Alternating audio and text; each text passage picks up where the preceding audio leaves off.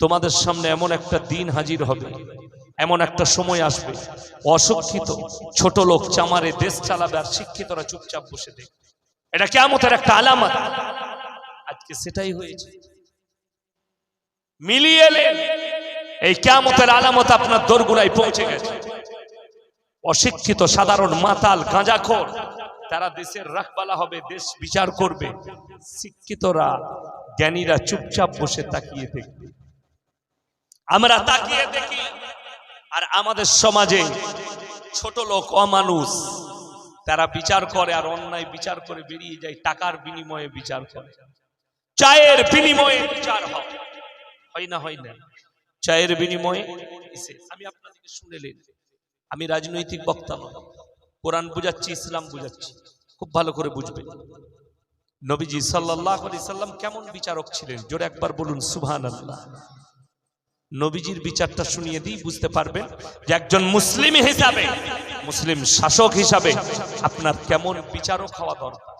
আপনি যদি রাজত্ব পান, আপনি যদি চেয়ার পান, আপনি যদি এমএলএ হন, আপনি যদি এমপি হন, আপনি যদি নেতা হন, আপনি যদি বিচারক হন, যদি ইমানদার হন, আপনার কেমন বিচারক হওয়া দরকার কোরআন থেকে স্টাডি করতে হবে। আমার নবী বিশ্ব নবী জনাবে মুহাম্মদুর রাসূলুল্লাহ, সকলে বলুন সাল্লাল্লাহু আলাইহি ওয়াসাল্লাম। আমার নবীজি মক্কা নগরীতে এলান করলেন, ওয়ামা ইউকরিদুল্লাহ কারদান হাসানা। আল্লাহর রাস্তায় কে কি কারদে হাসানা দিবে বলো? মক্কার বেঈমান কাফেররা বলতে লেগেছে, শুনেছো শুনেছো মুসলমানদের আল্লাহ ফকির হয়েছে। সকলে জোরে বলুন নাউজুবিল্লাহ।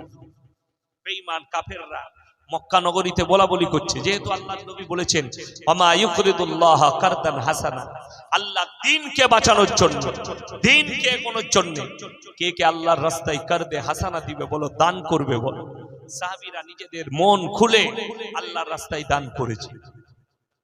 কেউ গাড়ি গাড়ি খেজুর এনে দিচ্ছে, কেউ তলোয়ার, কেউ ঢাল, কেউ আপনার যুদ্ধের পোশাক, কেউ পয়সা, যার কাছে যা মাল আছে সব আল্লাহর রাস্তায় নবীজির কাছে জমা করছেন ইসলামের জন্য। জোরে বলুন সুবহানাল্লাহ। এমন অবস্থায় একজন স্বামীহারা মা তার কোলের বাচ্চাটা নিয়ে নবীজি সাল্লাল্লাহু আলাইহি সাল্লামের কাছে হাজির হলেন আর রাখলেন, ইয়া রাসূলুল্লাহ, আমি আমার এই বাচ্চাটাকে আল্লাহর রাস্তায় দান করছি। নবীজি চোখের পানি ফেলিয়ে বললেন, মা, আমি এই বাচ্চা নিয়ে যুদ্ধের ময়দানে কি করব? সে যে উত্তর দিয়েছে সাহাবীরা চোখ দিয়ে পানি ফেলিয়েছে।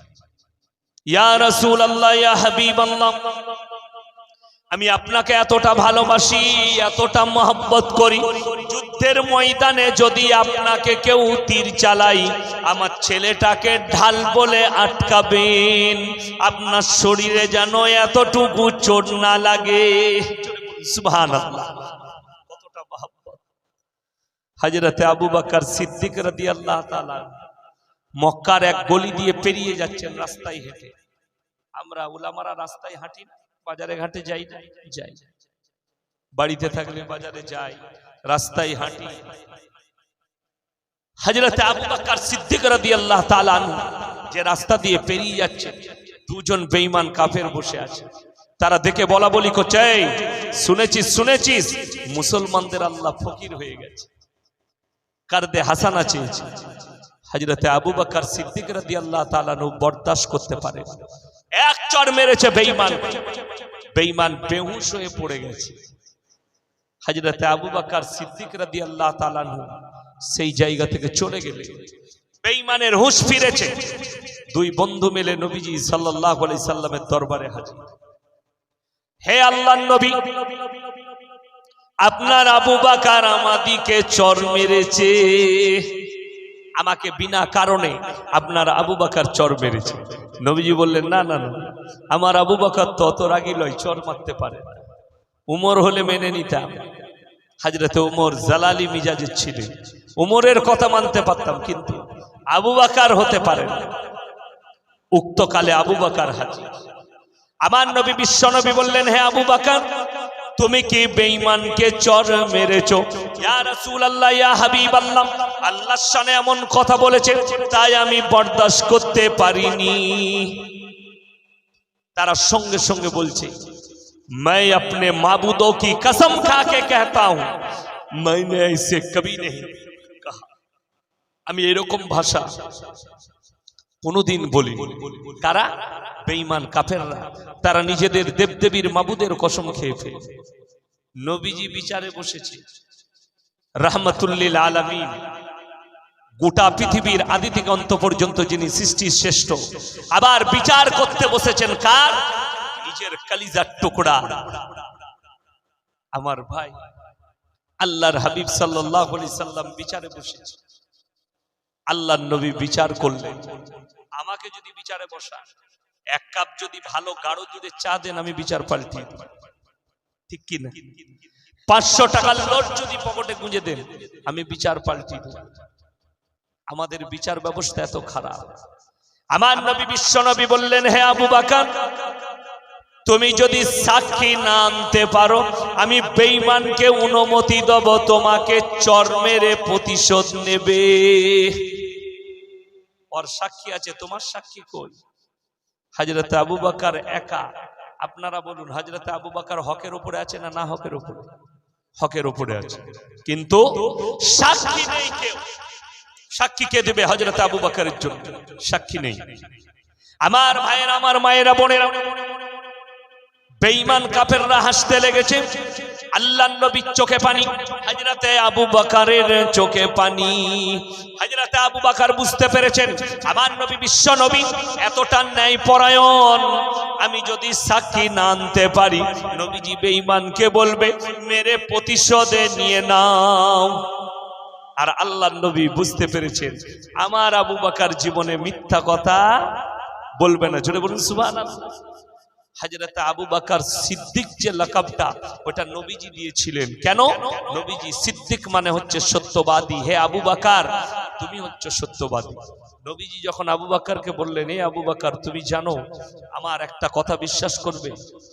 কি বলো? নবীজির খুব ক্লোজ বন্ধু ছিলেন। আমাকে আল্লাহ নবুয়ত দিয়েছে, আমি পয়গম্বরী পেয়েছি, এটা কি বিশ্বাস করো?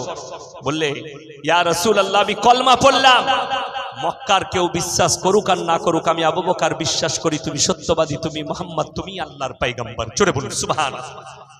আল্লাহ নবী বললেন, আজ থেকে তুমি আমার আবু বকর নও, তুমি হচ্ছে আবু বকর সিদ্দিক, মানে সত্যবাদী। সেরকম নবী পয়গম্বর বিচার করছেন। নবী দুজন হাসাহাসি করছে, সুযোগ পেয়েছি, মারবো আমরা, প্রতিশোধ নেবো আবু বকরকে মেরে।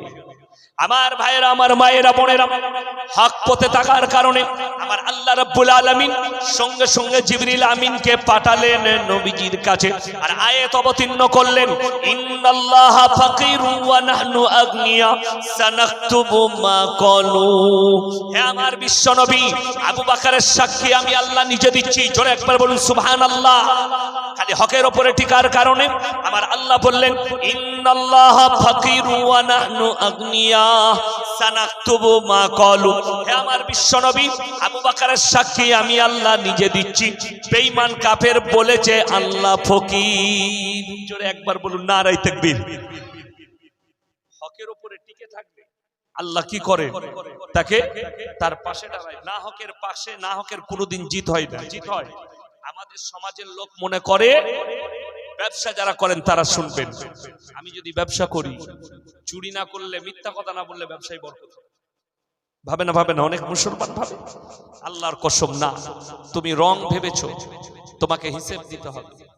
আমি ঘটনা শুনিয়ে দিই। হকের ওপরে যারা টিকে আছে আল্লাহ তাদের জিত দিবেন, না হকের কোনোদিন জিত হবে না। হকের সব সময় জিত হয়। কি হয়? হকের জিত হয়। অনেকজন মনে মনে করে ইসলাম যদি হক হয় তাহলে কই ভারতে মুসলমানের উপরে অত্যাচার হচ্ছে, বাংলাদেশে আলেমদের উপরে অত্যাচার হচ্ছে, আল্লাহ কি দেখতে পাই না? আল্লাহ সব দেখে, আল্লাহ সব দেখছেন। আল্লাহ খালি অপেক্ষায় আছে। আল্লাহ অপেক্ষা করেন, সুযোগ দেয়, বান্দাদিকে সুযোগ দিয়ে রেখেছে। যারা পাপ করছে আল্লাহ তাদেরকে ইস্তেগফারের জন্য সুযোগ দিয়ে রেখেছে, সময় আছে, করো।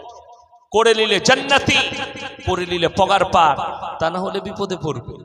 আমার ভাই, হকের ওপরে টিকে থাকলে আল্লাহ যে রাজি হয় আর হকের যে জিত হয়, তার একটা আরবি কিতাবে ঘটনা এসছে।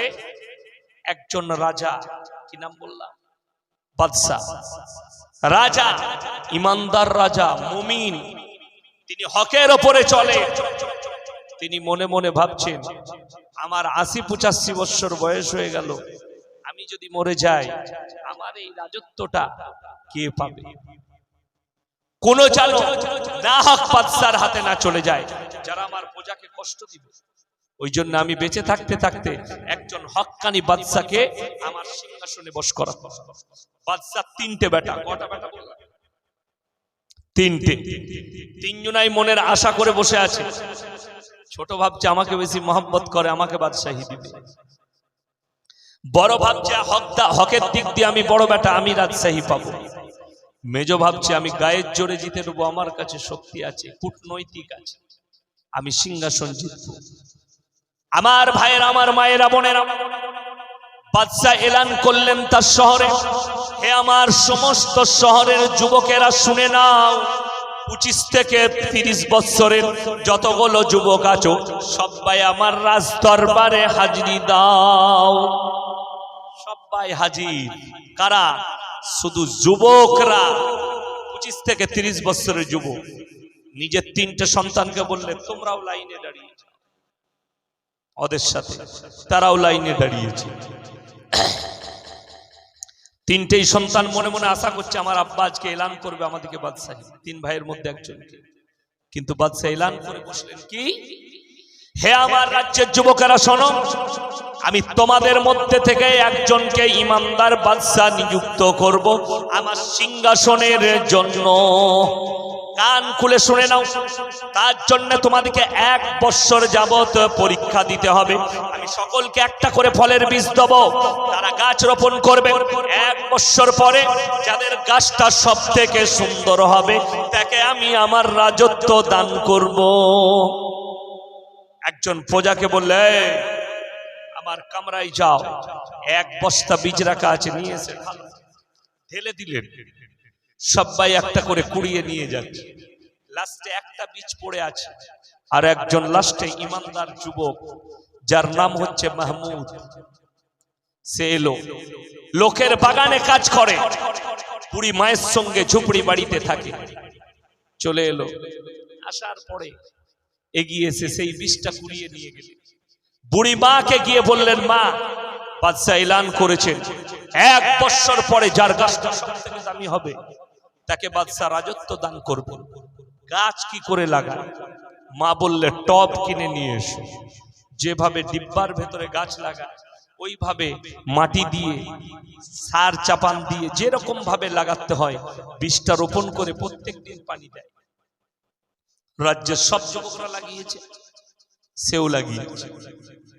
আমার ভাইরা, 3 মাস কেটে গেল, সমস্ত যুবকের টবেতে গাছ বেরিয়েছে, কিন্তু মাহমুদের টবেতে কোনো গাছ বের হয়নি। মাহমুদ আল্লাহর কাছে নামাজ পড়ে কাঁদলেন, ও আল্লাহ, আমি একজন হকপন্থী ছেলে, আমি নামাজি মুসল্লি, হকের উপরে টিকে আছি, আমার টবেতে কেন গাছ বের হয়নি? আল্লাহ তুমি বের করে দাও। 6 মাস কেটে গেল, এমনকি 9 মাস, এমনকি 12টা মাস কেটে গেল, কিন্তু মাহমুদের টবেতে কোনো গাছ বের হয়নি। 1 বছর পরে বাদশা এলান করলেন, হে আমার শহরের যুবকেরা শোনো, তোমরা অমুক তারিখে নিজের নিজের গাছ নিয়ে আমার রাজ দরবারে হাজিরি দাও। সবাই যেদিন এলান করেছে ফজরের পরে গোসল করে সব নতুন নতুন জামা পরে যাচ্ছে নিজের গাছ নিয়ে, আজকে রাজশাহী বাদশাহী। ফজরের নামাজ পড়ে মাহমুদ এসে মায়ের কাছে কাঁদছে, মা, আমার টবেতে তো কোনো গাছই নেই, বাদশা ডেকেছে, আমি যেই কি করব? মা বললে, বেটা, তুমি হকের উপরে টিকে আছো, তুমি এই খালি টবটা নিয়ে যাও রাজ দরবারে। বলে, না না, আমাকে লোকে পাগল বলবে। বলে, না, আমি মা হুকুম দিচ্ছি। মায়ের হুকুম পালন করে মাহমুদ একটা ছিঁড়া জামা পরে আছে, গোসল করে ওই জামাটা পরি চলে গেলেন, একবারই পেছনের লাইনে দাঁড়িয়ে।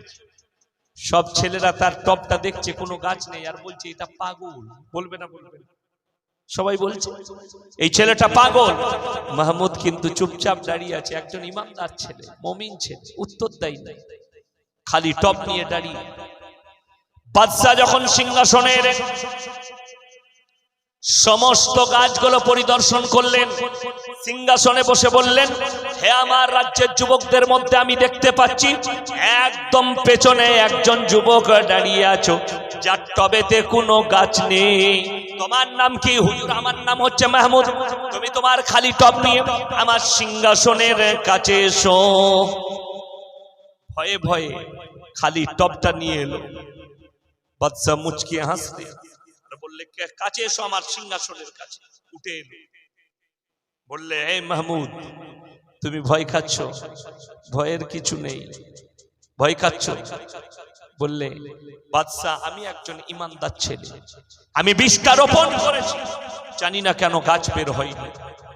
বাদশা উঠে গেলেন সিংহাসন থেকে আর বললেন, মাহমুদ বসো তুমি আমার সিংহাসনে।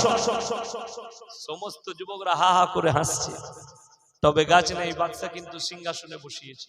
বসো। মনে মনে হাসছে মাহমুদ, মনে মনে ভাবছে, আল্লাহ বাদশা কি আমার সঙ্গে মজাক করছে, আমাকে সিংহাসনে বসাচ্ছে। বসে গেলে এরপরে বাদশা এলান করলেন, হে আমার রাজ্যের যুবকেরা শোনো, আজকে আমি তোমাদের সামনে একজন ইমানদার বাদশা নিযুক্ত করছি, যার নাম হচ্ছে মাহমুদ। জোরে একবার বলুন সুবহানাল্লাহ। সমস্ত রাজ্যের যুবকেরা বলে উঠল, এমনকি বাদশার সন্তানেরা, ও আব্বাজান, হে বাদশা, আপনি বলেছিলেন যার টবের গাছটা সব থেকে সুন্দর হবে তাকে আপনি রাজত্ব দান করবেন। বাদশা বললেন, বলেছিলাম, আমি যে বীজটা দিয়েছিলাম সেটা তোমাদিকে গরম পানিতে সিদ্ধ করে দিয়েছিলাম, তোমাদের টবেতে কেমন করে গাছ বের হয়েছে। তোমরা সবাই 2 নম্বরই করে বাজার থেকে অন্য বীজ কিনে এনে রোপণ করেছো, আর একমাত্র হকের ওপরে এই মাহমুদ টিকে আছে, যে আমারই বীজটা রোপণ করেছে, যার কারণে তার টবেতে কোনো গাছ বের হয়নি। সুবহানাল্লাহ। খালি হকের উপরে টিকার কারণে একজন পথের ভিখারিকে আল্লাহ তাআলা রাজত্ব দান করলেন। আমার ভাই সবাই নিয়ত করুন, আজ থেকে হকের উপরে টিকবো। জোরে বলুন ইনশাআল্লাহ। হকের জিত আছে, না হকের কখনো জিত নেই। যারা ভাবেন না হকের জিত হবে, তারা গন্ড দুনিয়ায় বাস করছেন, কখনো নয়। আল্লাহ না হকের জিত দেয় না। না হক হচ্ছে সাময়িক, না হক কতক্ষণ? সাময়িক। আর এই দুনিয়াটা আল্লাহ বানিয়েছেন, ওয়ামাল হায়াতুদ দুনিয়া ইল্লা মাতাউল গুরুর। এই দুনিয়াটা কিছুক্ষণের জন্য, দুনিয়াটা কিছুক্ষণের জন্য, পরকালটা আবাদান আবাদা। আমার ভাই অনুরোধ করে যাচ্ছে, মুমিন হন। মুসলমান গাদা আছে। তসলিমা নাসরিন একটা মুসলিম ঘরের মেয়ে, জাস্টিস ইনায়েতুল্লাহ একটা মুসলিম ঘরের মেয়ে ছেলে। আপনার তানবিন নাসরিন বর্তমানের একটা প্রফেসর, কোরআনের বিরুদ্ধে বলেছে, নবীজির বিরুদ্ধে বলেছে, মুসলমান ঘরের মেয়ে। ওয়াসিম রিজভী মুসলমান ঘরের ছেলে, কোরআনের 26টা আয়াতের উপরে কেস ঠুকেছিল সুপ্রিম কোর্টে। যদিও এখন সে সনাতন ধর্ম গ্রহণ করেছে, হিন্দু ধর্ম গ্রহণ করেছে। আমার এতে যায় আসে, বড় কষ্ট লাগে। একটা কথা মাথায় রাখবেন সব সময়, ইসলামের যতগুলো দুশ্মন এই যুগে পয়দা হয়েছে সব মুসলমান ঘরে। ওই জন্য আল্লামা ইকবাল বলেছেন, ইস ঘর কো আগ লাগি ঘর কি চিরাগ সে। মুসলমান তোমাদের ঘরে তোমরা আগুন ধরিয়েছো। আপনাকে বলে দিই, আপনারা কিরকম, আমরা মুসলমান। এখানে এতগুলো মুসলমান বসে আছে, আপনাদের ইমাম সাহেব হচ্ছে, বাহ মাশাআল্লাহ, ইনি ইমাম। মুখে দেখুন কত সুন্দর দাড়ি। কালকে যদি ইমাম সাহেব দাড়িগুলো চেঁচে আপনার মসজিদে ইমামতি করে, রাখবেন না তাড়িয়ে দেবেন? কথা বলে তাড়িয়ে দেবেন। নামাজ হবে ওই ইমামের পেছনে? কথা বলেন না কেন? হবে না। এত সুন্দর ফতোয়া জানেন, ইমাম সাহেব দাড়ি চেঁচে নামাজ পড়ালে তার পেছনে নামাজ হবে না। তুই দাড়ি চেঁচে ইমামের পেছনে কি করে নামাজ পড়িসবে? কথাটা বুঝতে পারেন? তোরটা কি করে হবে? কোন মৌলবি ফতোয়া দিলে, কোন হুজুর পড়ে গেল তুই দাঁড়িয়ে চেঁচে নামাজ পড়বি, ইমাম চাচতে পাবে না। শুনেলেন, ইমামের জন্য যদি হারাম হয় তোমার জন্যও হারাম। ইমাম বিড়ি খেলে, সিগারেট খেলে, সমাজের লোক বলে ইমাম সাহেব সিগারেট খেয়েছে তার পেছনে নামাজ পড়বো না, আর তুমি বিড়ি খেয়ে মসজিদে ইমামের পেছনে নামাজ পড়ো, তুমি সিগারেট খেয়ে ইমামের পেছনে নামাজ পড়ো। ইমামের জন্য হারাম আর তোমার জন্য হালাল, ফতোয়া পেলে কোথায়? এটাই কষ্টের বিষয়। এইখানেই মুসলমান পেছিয়ে। আমার নবীজি সাল্লাল্লাহু আলাইহি সাল্লাম বলেছেন, যারা বৃদ্ধ বাবাজি আছেন শুনেলেন, যারা দাড়ি রাখতে পারেননি তাদেরকে বলছি, যারা মাথায় রাখবেন। নবীজি বলেছেন, যারা লম্বা লম্বা সাদা সাদা দাড়ি নিয়ে কবরে আসে, আমার আল্লাহ তাদেরকে আযাব দিতে লজ্জা বোধ করেন। জোরে বলুন সুবহানাল্লাহ। আমাদের মুসলিম সমাজের ছেলেরা দাড়ি রাখতে লজ্জা বোধ করে। দাড়ি রাখবো, লোকে চাচা বলবে, মেয়েরা তাকাবে না, আমাকে আর লিঙ্ক দিবে না, তাই না? অনেক যুবক বলে দাড়ি রাখিস না, মেয়েরা তাকাবে না, তারা ঝাঁটা জুতো খাবে কবর। খুব সাবধান, নবীজি সাল্লাল্লাহু আলাইহি সাল্লামের সুন্নত তুমি কেটে ফেলিয়ে দিচ্ছ। কাকে বলছো? মুসলমান যুবক, বাবরি মসজিদ ভেঙে গেছে, হাজার হাজার যুবক ফেসবুক আর কমেন্টে লিখেছে ইউটিউবে, আমাদের বাবরি মসজিদ ভেঙে গেছে। আরে যুবক, তুমি বাবরি মসজিদের জন্য কাঁদো, আর তোমার মসজিদ তোমার জন্য কাঁদে, তুমি নামাজ পড়ো না। বাবরি মসজিদ নিয়ে করবি কি? তুই তো নিজের মসজিদেই নামাজ পড়িস না। কথাটা বুঝতে পারেননি? গোটা দুনিয়াটা আল্লাহ নামাজের জন্য বানিয়েছে। বাবরি মসজিদ ভেঙে গেছে, তকদিরে ছিল। আবার যদি তকদিরে থাকে আবার বাবরি মসজিদ তৈরি হয়ে যাবে, হবে না? হবে না? কথা বলে আবার হয়ে যাবে, আল্লাহ যদি চায়। আল্লাহ যদি ইচ্ছা থাকে হবে, আল্লাহর ইচ্ছা না থাকলে হবে না। আল্লাহর ইচ্ছা এটাই ছিল, সেখানে রাম মন্দির হচ্ছে, এর মধ্যেই ভালাই আছে, এটা আপনাকে ভাবতে হবে। কথাটা বুঝতে পারেননি আমার? সেখানে রাম মন্দির হচ্ছে, এর মধ্যেই আল্লাহ ভালাই রেখেছে আপনার জন্য, এটা মেনে নিতে হবে, তবে আপনি মুমিন। এ আমার যুবকরা শোনো, যোগী আদিত্যনাথ উত্তরপ্রদেশের সরকার, তিনি বলেছেন একটা পুলিশ অফিসার তাকে সাসপেন্ড করা হয়েছিল 3 বছর আগে। বড় বড় দাড়ি ছিল, থানার বড় বড়, তাকে এসপি সাসপেন্ড করলো, দাড়ি চেঁচে এসে ডিউটি জয়েন করতে হবে। বেচারা দাড়ি চেঁচে এসে ডিউটি জয়েন করেছে। গোটা ভারতের মুসলমানরা কমেন্টে যোগীকে বলেছে ইসলামের দুশমন, মুসলমানের দুশমন। একটা অফিসারের দাড়ি চেঁচে যদি মুসলমানের দুশমন হয়, 80% মুসলমান সেলুনে বসে নিজের দাড়িগুলো চেঁচে দেয়, এরা কার দুশমন? আমি আপনাদের কাছে জানতে চাই।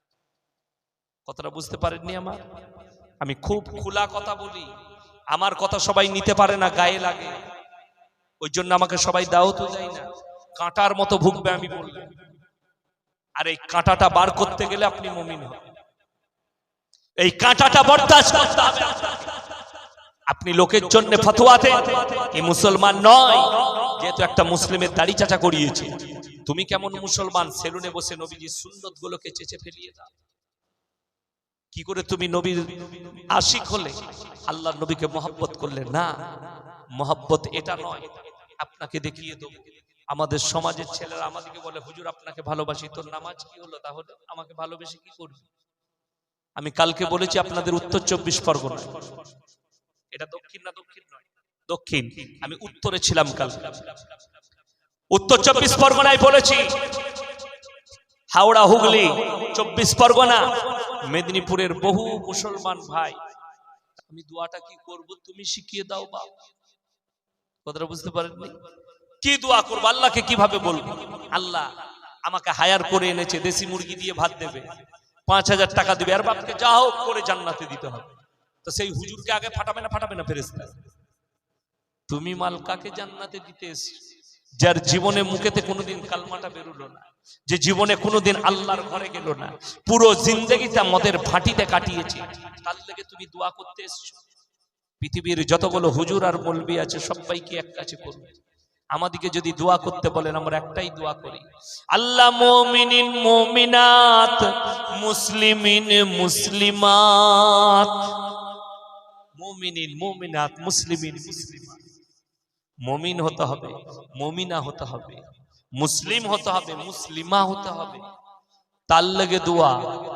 জীবনে নামাজ পড়েনি যদি বলেন হুজুর দলিল দেন। আপনাদের এখানে পুকুর নাই? পুকুর মাছ চাষ হয়, পুকুর আছে। ওই পুকুরে যদি কেউ ডুবে যায়, কোন সন্তান কোন ছেলে যদি ডুবে, তার বাবা যদি পুকুরের পাড়ে দাঁড়িয়ে থাকে, ঝাঁপ দিবে না দিবে না? এ কথা বলেন না কেন? ঝাঁপ দেবে। সে সাঁতার না জানলেও ঝাঁপ দেবে, যেহেতু তার সন্তান বাঁচানোর জন্য পিতৃ স্নেহ আছে তার ভেতর।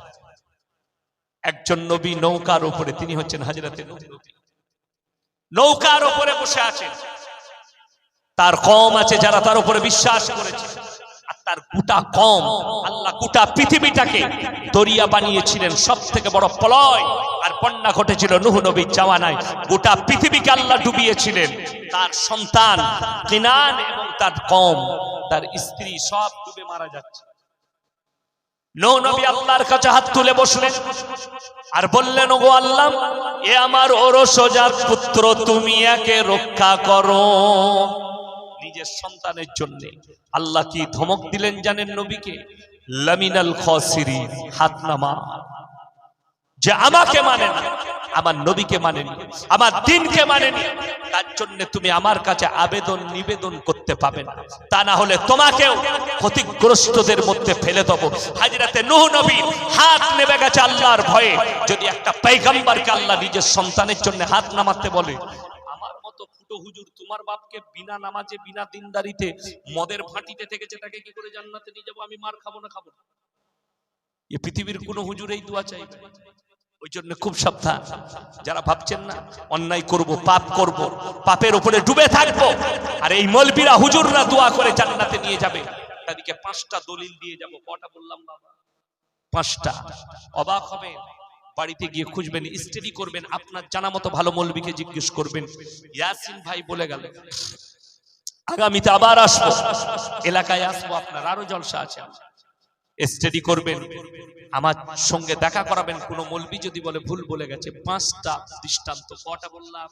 5টা। একটাও এই গায়রু নেতুর নয়, আমার বাপের নয়, কোন বড় হুজুরের নয়, আমার জয়নাল ভাইয়ের নয়, আমার ইয়াসিন ভাইয়ের নয়। আর শুনেলে 5টা পয়গম্বর, 5টা নবী, তার মধ্যে একজন পৃথিবীর শ্রেষ্ঠ পয়গম্বর, ইমামুল আম্বিয়া। জোরে বলুন সুবহানাল্লাহ। তিনি হচ্ছেন আমার নবী, আপনার নবী, বিশ্ব নবী, সারে জাহানের আলমের নবী। তিনি হচ্ছেন হযরতে মুহাম্মদ মুস্তাফা সাল্লাল্লাহু আলাইহি সাল্লাম। সবাই একবার দরুদ পড়ুন, আল্লাহুম্মা।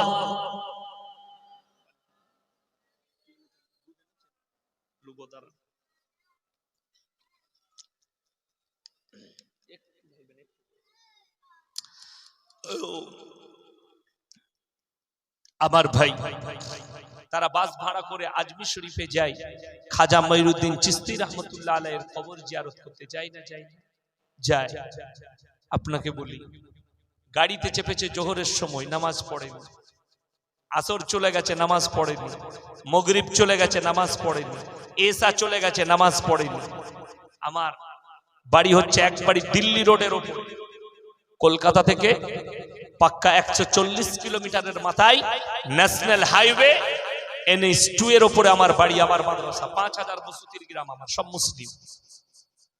তো আমার বাড়ির আগে একটা হোটেল আছে, আমি যখন জলসা করে যাই ওই হোটেলটায় চা খাই।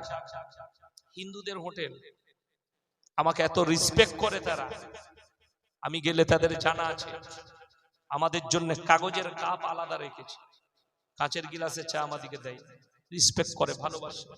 বিদ্যুৎ দানা, নিউ রয় হোটেল। বাস দাঁড়িয়েছে, 4-5টা লোক, দাড়িওয়ালা আছে, বেদাড়িওয়ালা আছে, এসে বললে, হুজুর আসসালামু আলাইকুম, আপনার জলসা শুনিয়ে উঠবে। মাশাআল্লাহ। কোথায় যাচ্ছে? খাজা মঈনুদ্দিন চিশতি রাহমাতুল্লাহ আলাইহির কবরে যাচ্ছে, আজমির শরীফ।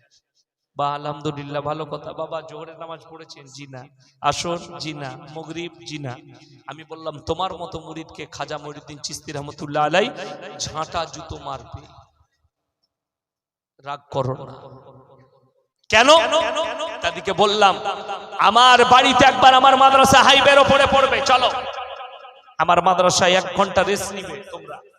সকালবেলায় ফজরের পরে তোমাদেরকে খুলে দেখাবো খাজা মঈনুদ্দিন চিশতি রহমাতুল্লাহ আলাইহির জীবনীটা, যিনি 12 বছরের পর থেকে মৃত্যুকাল পর্যন্ত একদিনও তাহাজ্জুদের নামাজ কাজা করেনি। জোরে বলুন সুবহানাল্লাহ। আর তুমি বলছো তার মুরিদ হয়েছি, জীবনে এক ওয়াক্তের নামাজ আনলে? তোর মতো মুরিদকে ঝাঁটা মার।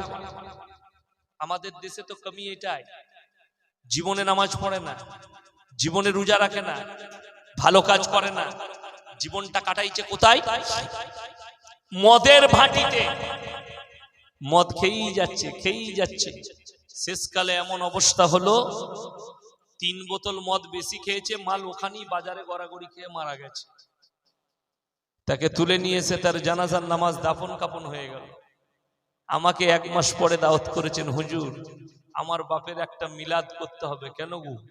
বলে দোয়া করতে হবে। এলাম, বাবা তোমার আব্বুজি কি করে মারা গেছে? হুজুর আর বলেন না, চিরজীবন মদই খেয়েছিল, 3 বোতল একটু বেশি টেনে দিয়ে মারা গেছে।